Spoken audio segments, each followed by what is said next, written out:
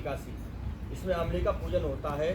तो भगवान युधिष्ठिर बोले कि हे कृष्ण, कृष्ण भगवान से युधिष्ठिर पूछ रहे हैं, पांडवों के ज़माने में ये कथा थी, तो जब से ही पांडवों ने ये कथा करी थी।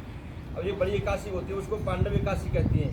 निर्जला एकादशी बोलते हैं, जो आती है ना बड़ी आती है जो, उसको पांडव एकादशी बोलते हैं। तो पांडवों के ज़माने में कथा भगवान से सुनते थे, भगवान कहते थे कोई पांडवों को, तो बता देते क्या करना चाहिए, कैसे करना चाहिए। वो एक ना एक कुछ ना कुछ पूछते रहते थे भगवान से।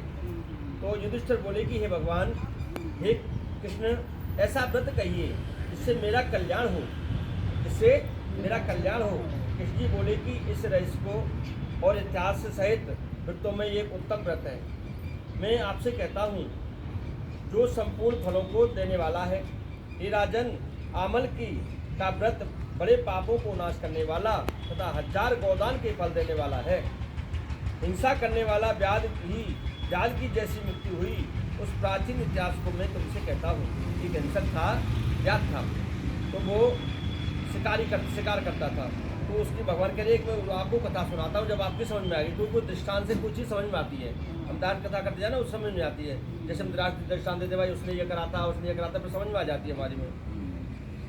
तो ये आमल की एकादशी का व्रत करने से जो करे 1000 गोदान के बराबर मिलता है। जैसे 1000 गोदान कर दी तो एक व्रत कर लिया। ये एकादशी का इतना बड़ा महत्व है। गोदान के फल के देने वाला है। हिंसा करने वाला व्याध की जैसी मुक्ति हुई, उस प्राचीन इतिहास को मैं तुमसे कहता हूँ। हष्ट पुष्ट मनुष्यों और ब्राह्मण, क्षत्रिय, वैश्य, शूद्र से सुशोभित वैदिक नाम का एक नगर था। ये नृप वहाँ सुंदर वेद ध्वनि हो रही थी। उस सुंदर नगर में कोई नास्तिक और दुराचारी नहीं था। एक नगर था, वहाँ पर सभी वैश्य, ब्राह्मण, क्षत्रिय सभी व्रत रखते थे भगवान का, एकादशी का। वहाँ का चैत्ररथ नामक एक प्रसिद्ध राजा था। वह राजा 10,000 हाथियों के समान बलवान, धनी तथा शास्त्रों को जानने वाला था। उसने राज्य में निर्धन और लोभी उनके राज्य में निर्धन और लोभी कोई नहीं था। दोनों पक्ष एकादशी के दिन मनुष्य भोजन नहीं करते थे।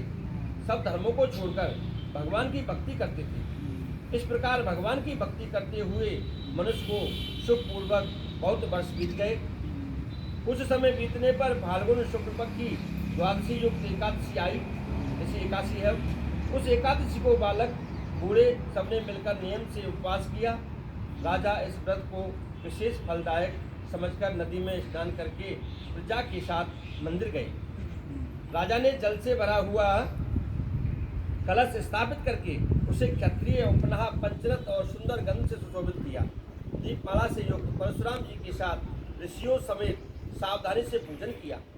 जैसे भगवान का आपने पूजन किया, भगवान का पूजन करने के बाद में और आंवले का भी पूजन किया और बोले, सब पापों को नाश करने वाली आमल की तुमको मेरा नमस्कार है, मेरे अर्घ को ग्रहण करो।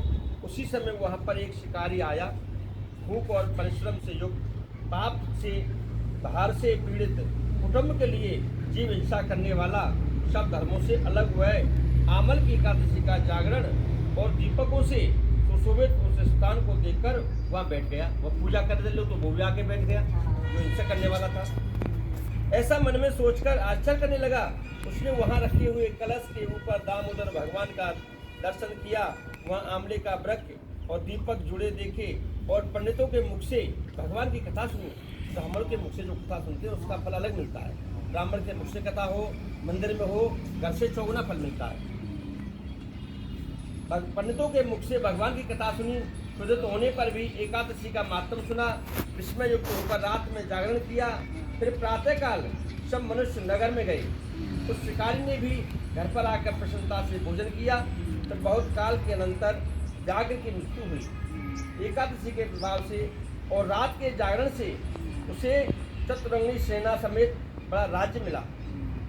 ये राजन, जो श्रेष्ठ मनुष्य आमल की एकादशी का व्रत करते हैं, निसंदेह श्लोक हो जाते हैं। बोलिए काशी महात्म की जय, बोलिए विष्णु भगवान की जय। नारायण भजमन नारायण नारायण नारायण, श्रीमन नारायण नारायण नारायण, केशव नारायण नारायण नारायण, मोहन नारायण नारायण नारायण, श्रीमन नारायण नारायण नारायण। बोलिए नारायण भगवान की जय, बोलिए विष्णु भगवान की जय। जय। बोलो एकादशी मैया की जय।